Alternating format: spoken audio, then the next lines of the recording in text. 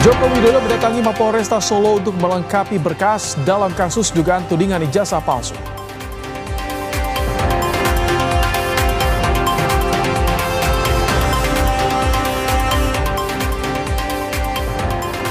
Komika Panji Pragiwaksono mengikuti ritual Masaring di Tanah Toraja sebagai rangkaian sidang dan sanksi adat yang dijatuhkan pada Panji.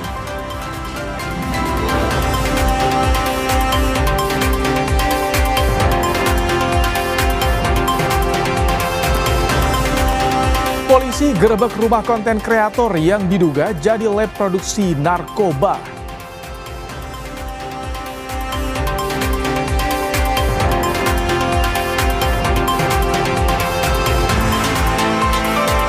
Istana soroti jalan berlubang di Jakarta yang menyebabkan seorang siswa tewas.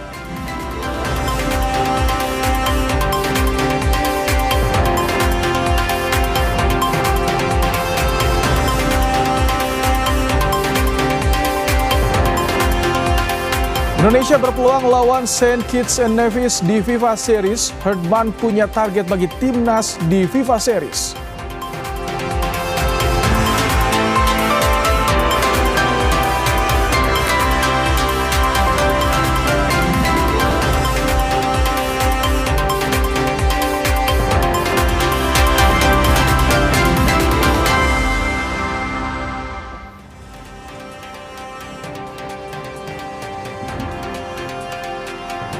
Halo, selamat malam saudara. Anda kembali menyaksikan program Kompas Malam bersama saya Rahmat Ibrahim. Selain informasi tadi, kami juga masih memiliki informasi lainnya untuk menemani malam hari Anda. Langsung saja kita simak informasi pertama di Kompas Malam, saudara. Komika Panji Pragiwaksono mengikuti ritual Masaring di Tanah Toraja, Sulawesi Selatan. Prosesi ini merupakan ritual penutup dari rangkaian sidang dan sanksi adat yang dijatuhkan pada Panji. Prosesi Masaring berlangsung di area Tongkonan Layu Kairo, Kabupaten Tanah Toraja, Sulawesi Selatan. Dalam prosesi ini digelar pemotongan ayam dan babi sebagai simbol pembersihan atas kesalahan yang telah diperbuat baik oleh Panji maupun masyarakat Tanah Toraja. Panji bilang rangkaian peristiwa yang dihadapinya memberikan pembelajaran.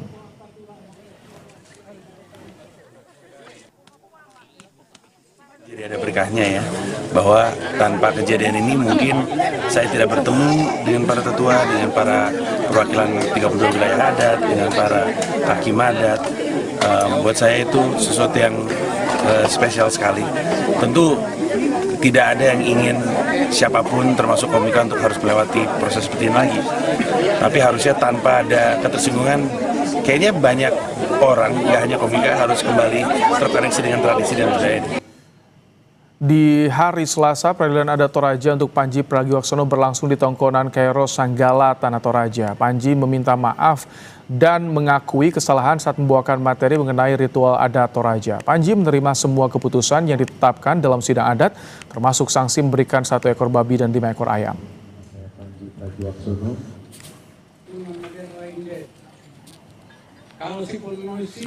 Saudara, Presiden ke-7 Republik Indonesia Joko Widodo menjalani pemeriksaan lanjutan sebagai saksi kasus tudingan ijazah palsu di Mapolresta Solo, Jawa Tengah. Pemeriksaan ini menjadi upaya penyidik untuk melengkapi berkas sebelum dilimpahkan ke kejaksaan.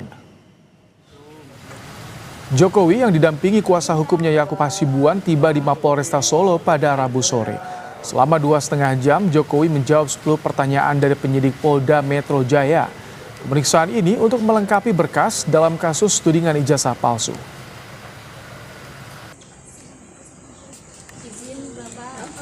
Ya, ada pemeriksaan tambahan, tapi untuk keterangan dan penjelasan biar penasihat hukum yang nanti menjelaskan secara rinci. Informasi lain, saudara, 4 kurir narkoba ditangkap polisi usai terperosok ke Paris saat dikejar tim Bareskrim Polri. Dari tangan pelaku, polisi menyita barang bukti 30 kg sabu.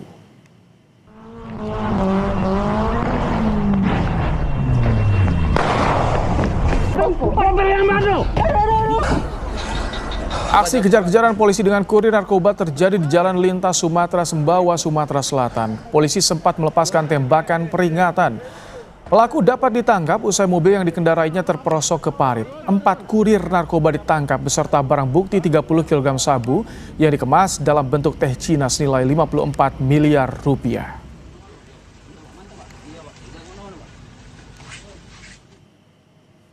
Pengungkapan tersebut kami mengamankan 4 tersangka dan barang bukti berupa 30 paket besar sabu dengan berat bruto sekitar 30 kg. Nilai barang bukti diperkirakan mencapai 54 miliar. Di Jakarta, rumah seorang konten kreator diduga disulap jadi tempat produksi liquid ganja. Di TKP, polisi menyita ganja kering, serbuk sari ganja, hingga liquid ganja siap pakai. Tim Satres Narkoba Polres Metro Jakarta Selatan menggerebek sebuah rumah klaster di Srengseng Sawah, Jagakarsa. Polisi mendapati adanya laboratorium gelap yang digunakan untuk memproduksi ganja dari tahap pembibitan, penanaman, hingga panen. Suami istri konten kreator pemilik rumah lab narkoba ditangkap. Total barang bukti narkotika disita mencapai 6.031 gram.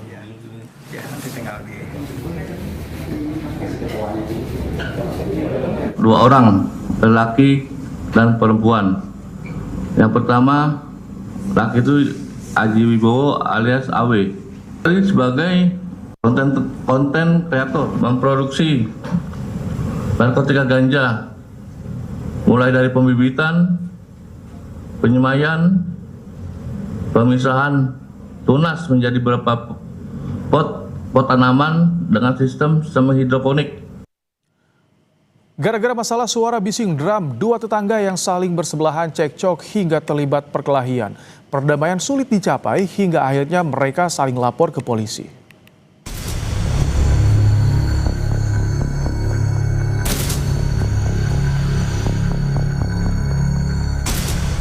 Dengan menahan sakit, Darwin, korban penganiayaan yang dilakukan oleh tetangganya gara-gara menegur suara drum, datang ke Polres Jakarta Barat. Bukan untuk melapor.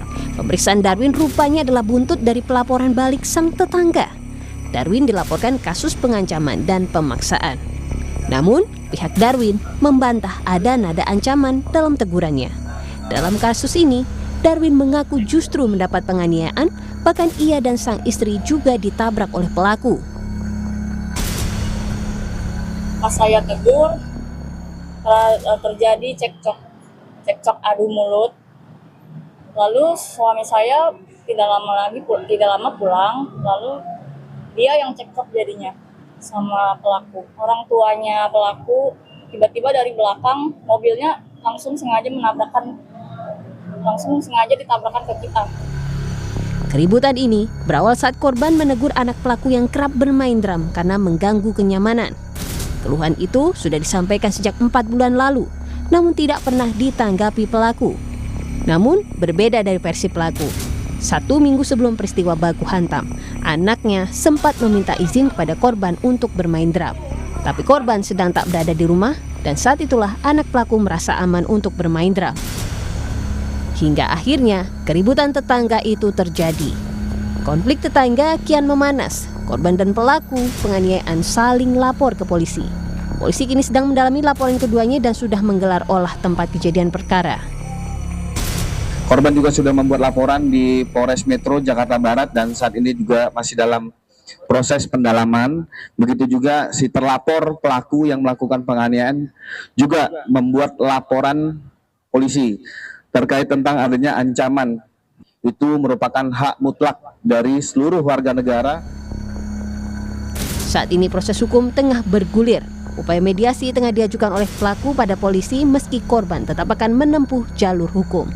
Prasetyo, Kompas TV, Jakarta.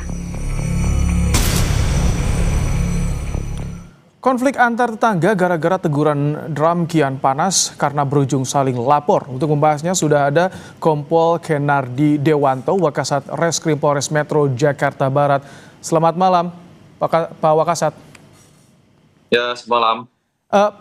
Pak Wakasat, jadi pemeriksaan hari ini fokusnya apa yang digali oleh penyidik sejauh ini? Jadi untuk hari ini masing-masing laporan kami sudah melakukan klarifikasi terhadap terlapor. Jadi kami menggali pernyataan-pernyataan dari masing-masing terlapor. Kenapa hal itu bisa terjadi seperti itu? Jadi ini 2 kasus yang dilaporkan, dua-duanya diproses, Wakasat. Gimana Mas? Kurang dengar saya. Laporan ini kan ada 2 laporan, saling lapor ini. Dua-duanya diproses ya? Ya betul, jadi dua-duanya dari kedua belah pihak sama-sama saling melapor. Yang pertama dari pelapor D itu melaporkan pasal 262 ayat 2 KUHP, ya kan, dengan kekerasan bersama terhadap orang. Dan untuk pelapor NP itu melaporkan pasal 448 ayat 1 KUHP dengan bunyi secara melawan hukum memaksa orang lain dengan kekerasan atau ancaman kekerasan, seperti itu, Mas. Sejauh ini dengan pemeriksaan yang sudah dilakukan, olah TKP juga sudah digelar, kami dapatkan visualnya. Temuan sementara apa saja, Wakasat? Baik, jadi laporan kami terima tanggal 7 dan yang laporan polisi satu lagi kami terima tanggal 8 Februari. Kemudian tanggal 9 Februari hari Senin kami juga melaksanakan olah TKP, kemudian kami juga melakukan klarifikasi terhadap saksi-saksi yang berada di saksi-saksi korban, saksi-saksi yang berada di TKP atau saksi-saksi yang melihat kejadian tersebut. Sampai tadi sore pun kami juga masih memeriksa saksi dan kami juga sudah komunikasi dengan rumah sakit untuk hasil visum. Ini kan hasil visum masih proses tentunya. Kemudian video penganiayaan juga ada. Ini artinya dalam waktu dekat apakah akan digelar perkara kasus ini atau seperti apa, Wakasat? Kami terus berkoordinasi dengan masing-masing pelapor untuk menghadirkan barang bukti, ya kan, untuk menyiapkan barang bukti apa saja yang harus disiapkan, ya kan. Kemudian kalau sudah lengkap semua, kami akan segera lakukan gelar perkara seperti itu. Ini selain proses hukum, ini kan yang terjadi di lingkungan tetangga saling lapor. Ada nggak upaya mediasi atau yang sempat upaya lain yang dilakukan? Jadi untuk saat ini kita masih berproses. Untuk mediasi belum ada sampai saat ini.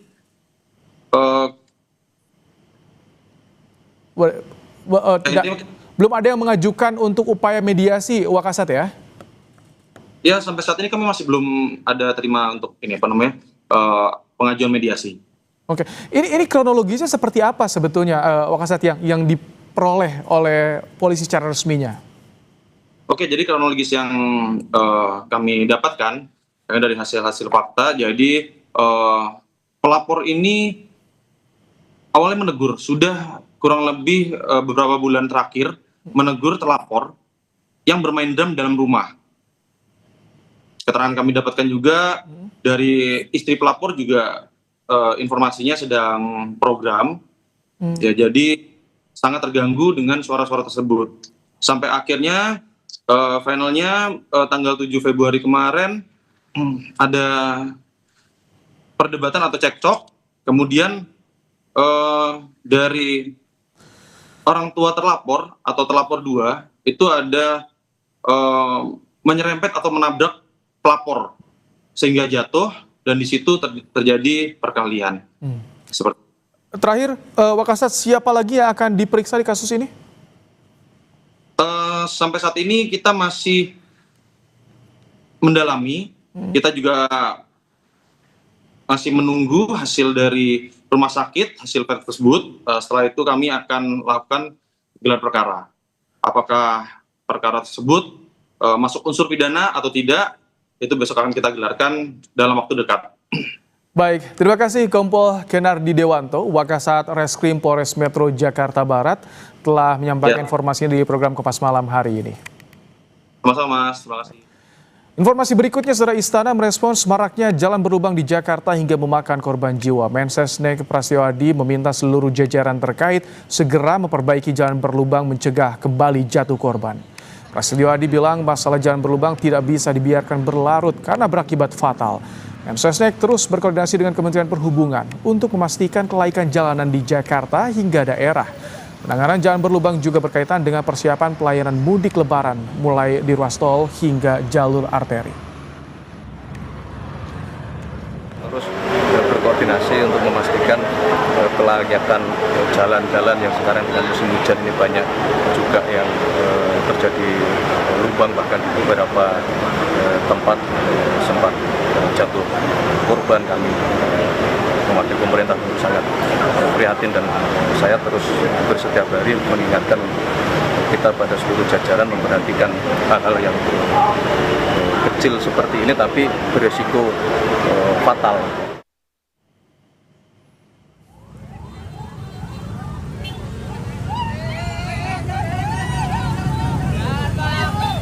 Ya, sebelumnya tangis seorang ibu tak terbendung saat melihat kondisi anaknya yang telah meninggal dunia. Motor yang dikendarai anaknya mengenai lubang di Jalan Matraman Raya hingga akhirnya korban terjatuh dan tewas seketika. Korban merupakan siswa salah satu SMK negeri di Jakarta. Korban kemudian dimakamkan di TPU Menteng Pulo. Usai menelan korban, Pemprov DKI Jakarta memperbaiki jalan berlubang tersebut.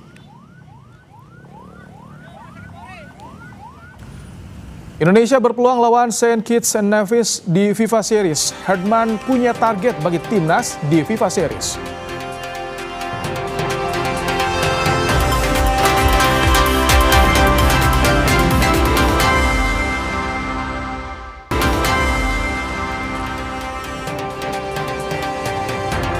Setelah PSSI menerima kepastian dari FIFA terkait lawan timnas Indonesia di ajang FIFA Series 2026. Anggota Exco PSSI Arya Sinulinga memastikan 4 negara akan berpartisipasi dalam FIFA Series 2026. FIFA Series 2026 di Indonesia digelar 27 hingga 30 Maret 2026. Arya menyebut 4 negara, Bulgaria, St. Kitts and Nevis, Kepulauan Solomon. Dan Indonesia berpeluang menghadapi St. Kitts and Nevis di laga pembuka. Anggota Exco PSSI Arya Sinulinga menyebut St. Kitts and Nevis akan jadi lawan awal skuad Garuda. Sepertinya kami akan melawan St. Kitts and Nevis, lalu Bulgaria bertemu Kepulauan Solomon. Pemenangnya nanti akan bertemu di final. Seperti yang kami kutip di laman kompas.com.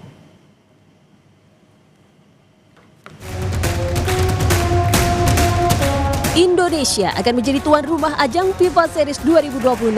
Turnamen dijadwalkan akan berlangsung di Stadion Gelora Bung Karno, Jakarta.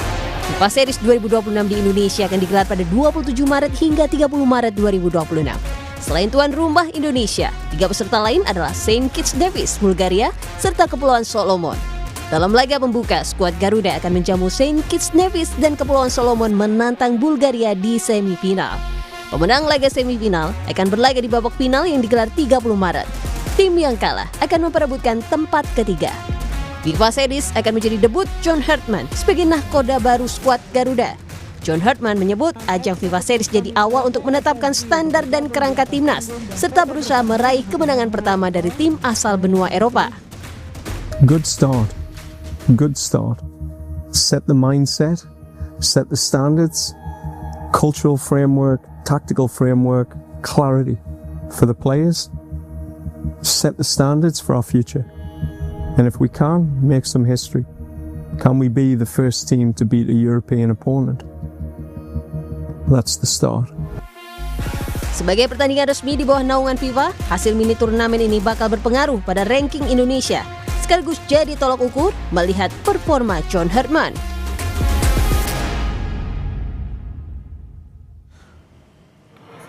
John Herdman akan debut di FIFA Series 2026. Herdman juga berambisi mengalahkan tim asal Eropa dalam ajang ini. Kita bahas soal target Herdman di FIFA Series ini bersama dengan analis sepak bola M. Kusnaini. Selamat malam, Bung Kus.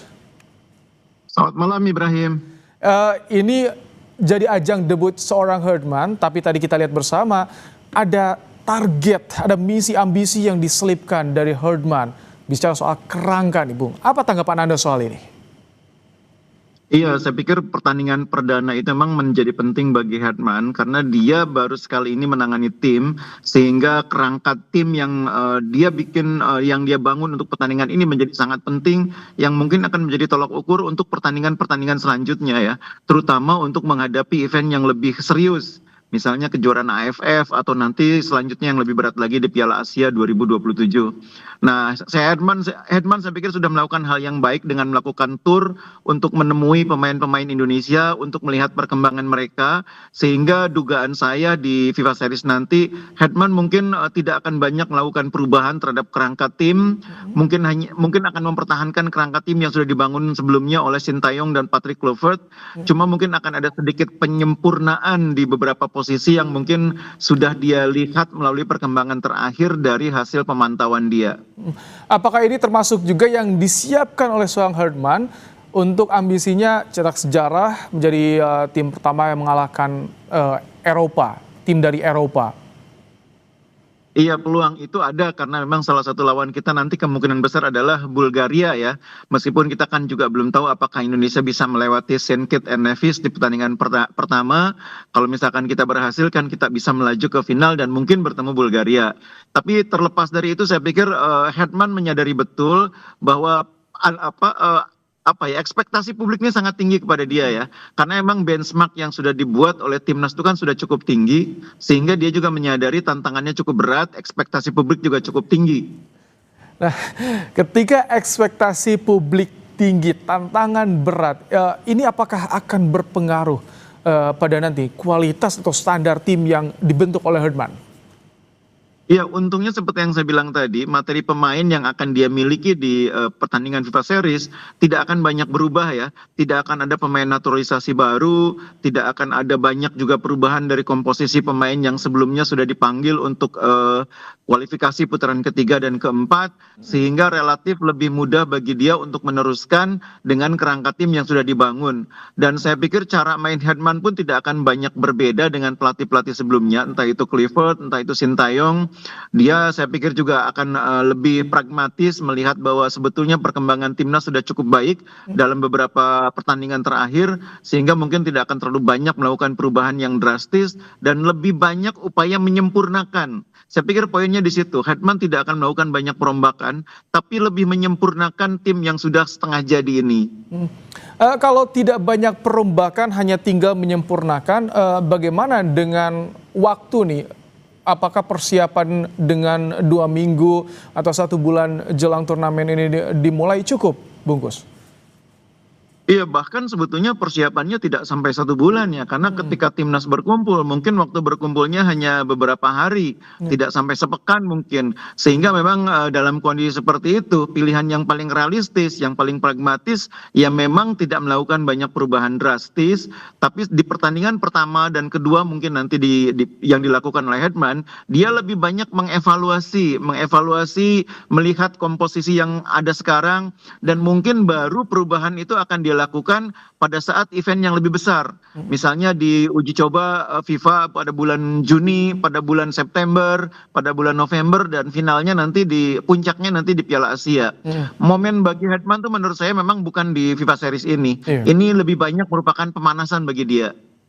Tapi ini kita yang juga masih ditunggu, belum ada kabar soal asisten pelatih. Nah, kalau Anda misalkan bicara soal menyempurnakan kerangka tim yang sudah ada, catatan dari Anda apa saja, Bungkus?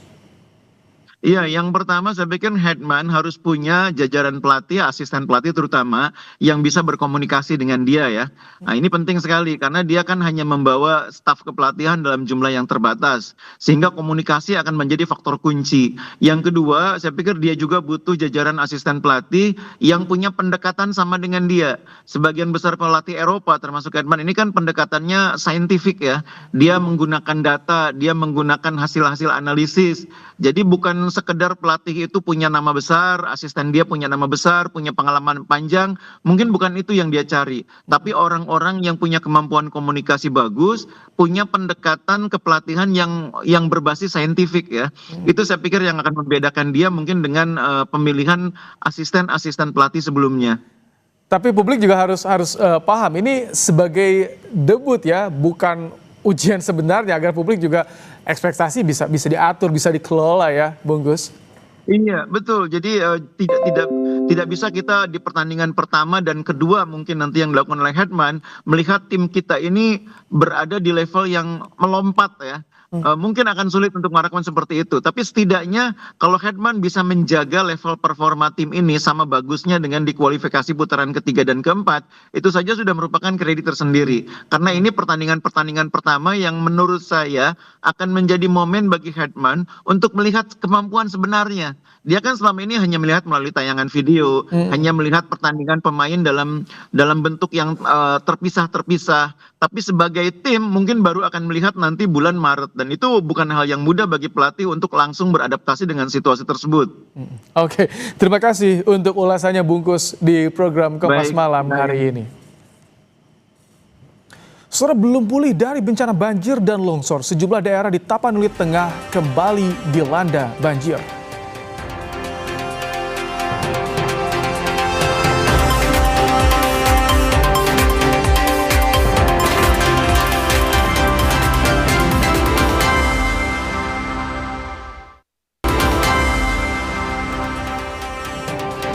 Saudara, banjir menerjang kawasan Bojongkoneng, Babakan Madang, Kabupaten Bogor, Jawa Barat pada Rabu sore.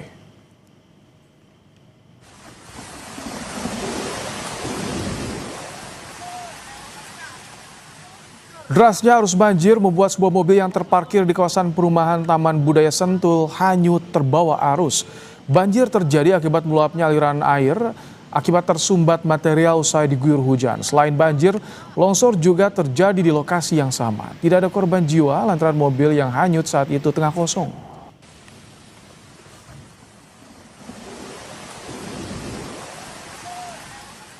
Hujan deras di sejumlah daerah di Tapanuli Tengah kembali dilanda banjir, saudara. Normalisasi sungai dan pembangunan tanggul darurat belum mampu menahan aliran air.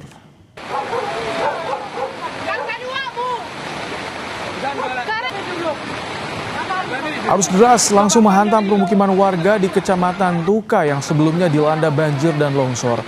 Pembangunan tanggul darurat tidak mampu menampung aliran air sehingga merendam permukiman warga.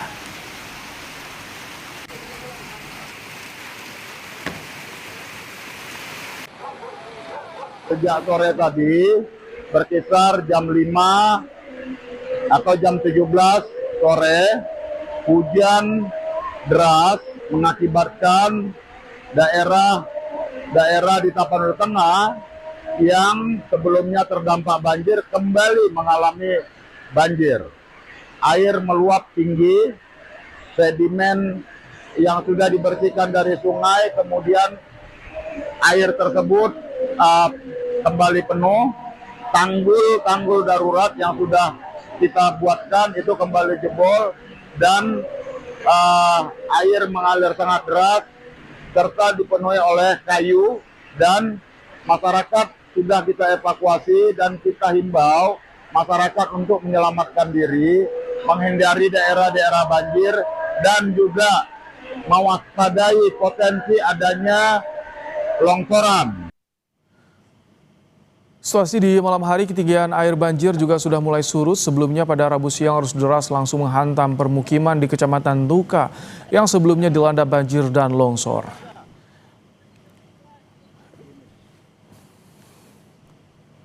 Informasi lebih lengkap soal banjir yang melanda Tapanuli Tengah, kami saat ini sudah bersama dengan Bupati Tapanuli Tengah, Masinton Pasaribu. Selamat malam, Bang Masinton. Ya, selamat malam, Bung. Bang Masinton, jadi bagaimana kondisi banjir di sana pada malam hari ini? Ya, kondisi di Tapanuli Tengah sejak sore tadi itu mengalami cuaca yang sangat ekstrim. Siangnya itu masih cerah. Kemudian sore menjelang jam 17 itu tiba mendung dan hujan sangat deras. Hujan yang sangat deras ini berakibat dengan banjir. Nah, wilayah-wilayah yang terdampak banjir, ya, terdampak bencana kemarin, kemudian mengalami banjir kembali. Dan itu juga sekarang kami sedang di daerah Lopian, yang itu sedimen sungainya belum sepenuhnya, baru 30%-nya dikeruk. Dan kemudian sekarang yang seperti yang saya jalanin ini adalah itu luapan air dari sungai dan airnya sangat deras. Jadi tinggi permukaan air sungai dengan pemukiman warga itu sudah sama. Jadi warga sekarang sangat was-was, terutama ibu-ibu yang bersama saya ini mereka masih trauma dan sekarang sedang melakukan evakuasi Bang Masinton. di puskesmas terdekat. Bang Masinton, Bang? Ya. Itu kejadian banjir bandang sama seperti di akhir tahun kemarin, secara tiba-tiba langsung, Bang? Iya, ini hujannya tadi deras. Nah, di hulunya juga deras, maka tumpahan air tersebut sangat deras ke bawah, ke wilayah bawah begitu. Sehingga posisinya nyaris sama seperti tanggal 25 November lalu curah hujannya. Nah, ini juga masih kayu-kayu yang ada itu juga terbawa air kembali. Ini jadi berapa kecamatan Bang Masinton yang terdampak? Nah, kecamatan yang terdampak itu ya ada 12 kecamatan. Nah, satu diantaranya ini selain Tuka ada di daerah Badiri, Kecamatan Badiri, kemudian ada Sibabangun, kemudian itu ada daerah Tapian Nauli, ada daerah Pandan dan lain sebagainya. Jadi malam ini kami juga sedang menyiapkan titik-titik evakuasi dan mengantisipasi jika terjadi hujan deras kembali malam ini. Nah, mudah-mudahan jangan lagi hujan. Ini. Tapi sekarang ibu-ibu sedang berkumpul bersama kami. Ini mereka tetap siaga, waspada, mengantisipasi jika terjadi hujan deras. Baik, Bang Masinton, jadi saat ini dipastikan warga dari 12 kecamatan sudah berada di tempat yang aman untuk evakuasi, tidak di rumah masing-masing yang dekat dengan aliran sungai? Iya, kita minta untuk lakukan evakuasi, baik itu melalui kecamatan, kelurahan maupun kepala desa, untuk mengevakuasi warga, dan kami minta warga yang ada di sekitar baik sekitar bantaran sungai maupun di daerah-daerah yang rawan longsor supaya mengantisipasi potensi adanya longsor seperti itu. Sebetulnya penanganan banjir yang tahun kemarin sampai di mana sih Bang Masinton? Apakah dari hanya sebatas perbaikan tanggul atau juga ada perbaikan di hulunya juga, Bang? Kami masih sebatas melakukan pembuatan sedimen, pembersihan sedimen ya, baik dari sungai, pemukiman ya, karena dengan alat yang masih terbatas. Dan kemudian alat dari provinsi, dari kementerian juga masih terbatas. Pembuatan tanggul juga belum dipermanenkan, masih sementara semua masih kami tumpuk begitu. Baik. Jadi kalau ini dipercepat pengerjaan tanggulnya, itu akan bisa meminimalisir potensi resiko jika hujan. Nah, sekarang proses penggalian sedimen dari sungai juga itu masih belum tuntas. Kemudian pembangunan tanggul juga belum. Jadi ini yang menjadi masalah ya buat masyarakat. Sudah hampir 3 bulan menghuni di tempat-tempat sementara, belum ada satu kepastian bahwa itu akan dibangun secara permanen. Nah, ini yang menjadi kendala. Sementara alat berat untuk menanggulangi sedimen, ya, pembersihan sedimen, baik itu dari sungai dan pemukiman, itu juga jumlahnya masih sangat terbatas. Jadi warga ini merasa was-was terus. Seperti tadi, umpama warga itu ya pasti komplainnya kan ke bupati. Iya. Baik, ya semoga ini segera tertangani Bang Masinton, dan tentu warga juga bisa segera dievakuasi seluruhnya ke tempat yang lebih aman dipastikan. Terima kasih Bupati Tapanuli Tengah Masinton Pasaribu telah menyampaikan informasi kondisi terkini di Tapanuli Tengah. Saudara, tengah bersuah foto, pengunjung dicopet di kawasan pusat perbelanjaan Blok M Kebayoran Baru Jakarta Selatan. Ponsel raib, aksi pelaku terekam CCTV.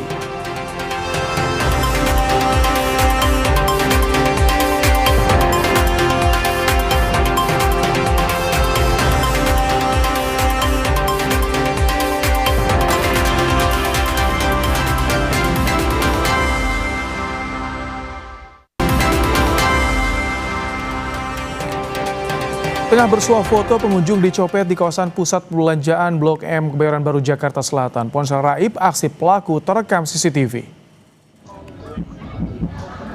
Rekaman CCTV menunjukkan seorang pria pelaku copet mengambil telepon genggam di atas meja di kawasan Blok M, Jakarta Selatan. Saat korban yang tengah bersuah foto bersama temannya lengah, pelaku dengan cepat mengambil handphone yang diletakkan di atas meja. Polisi melakukan pengecekan ke lokasi kejadian dan mengimbau masyarakat berhati-hati saat berada di keramaian.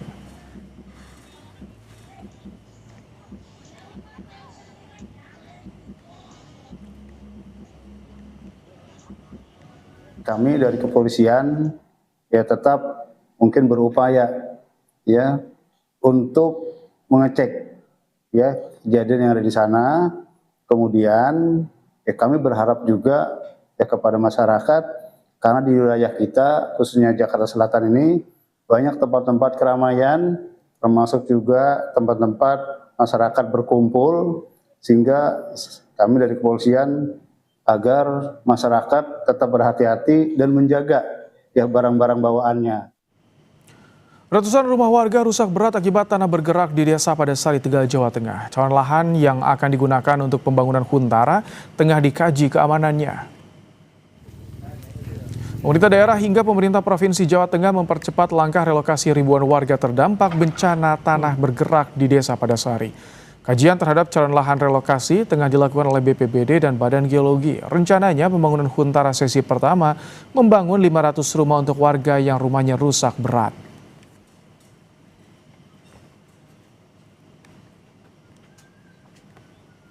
Sudah tentukan di daerah bawah ya, tepatnya nanti di 500 dari Pondok adalah 2 sebelah, kalau dari bawah itu sebelah kanan jalan.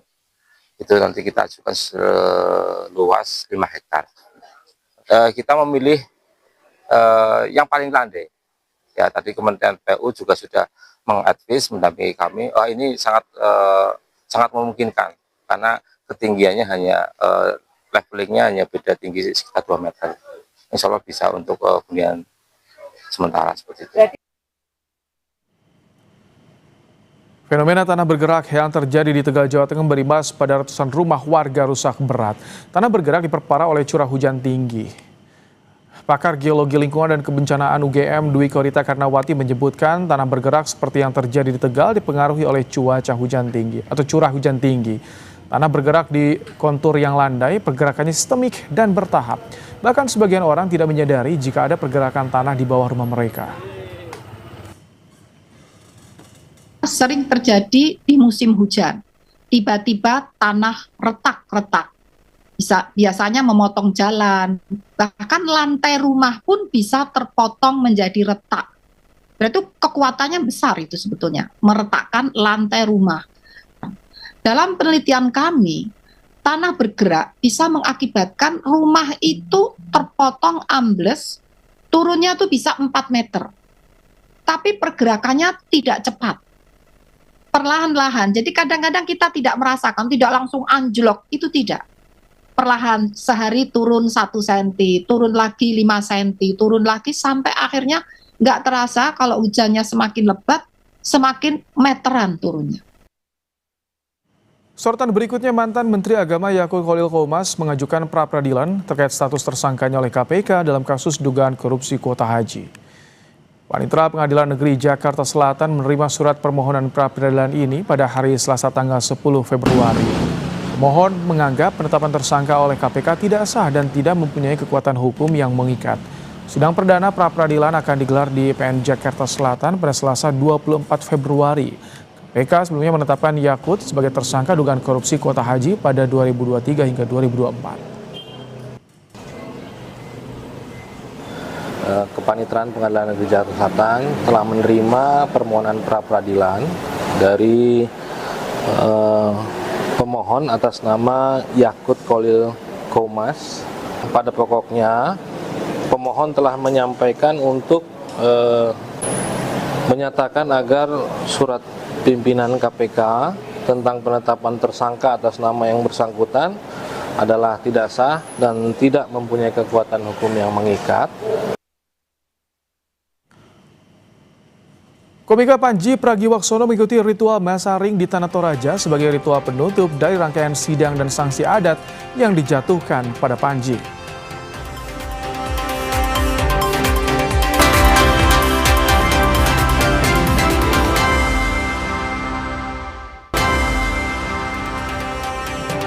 Saudara, komika Panji Pragiwaksono mengikuti ritual masaring di Tanah Toraja, Sulawesi Selatan. Prosesi ini merupakan ritual penutup dari rangkaian sidang dan sanksi adat yang dijatuhkan pada Panji. Prosesi masaring berlangsung di area Tongkonan Layu Kairo, Kabupaten Tanah Toraja, Sulawesi Selatan. Dalam prosesi ini digelar pemotongan ayam dan babi sebagai simbol pembersihan atas kesalahan yang telah diperbuat baik oleh Panji maupun masyarakat Tanah Toraja. Panji bilang rangkaian peristiwa yang dihadapinya memberikan pembelajaran. Jadi ada berkahnya ya, bahwa tanpa kejadian ini mungkin saya tidak bertemu dengan para tetua, dengan para perwakilan 32 wilayah adat, dengan para hakim adat. Buat saya itu sesuatu yang spesial sekali. Tentu tidak ada yang ingin siapapun termasuk komika untuk harus melewati proses seperti ini lagi. Tapi harusnya tanpa ada ketersinggungan, kayaknya banyak orang, nggak hanya komika, harus kembali terkoneksi dengan tradisi dan budaya ini. Terima kasih Anda telah menyaksikan Kompas Malam. Perbarui terus informasi Anda di Kompas TV dengan 3 botol air mineral 700 ml yang setara dengan 2 liter air untuk 1 hari penuh kesejukan. Saya Rahmat Ibrahim, sampai jumpa.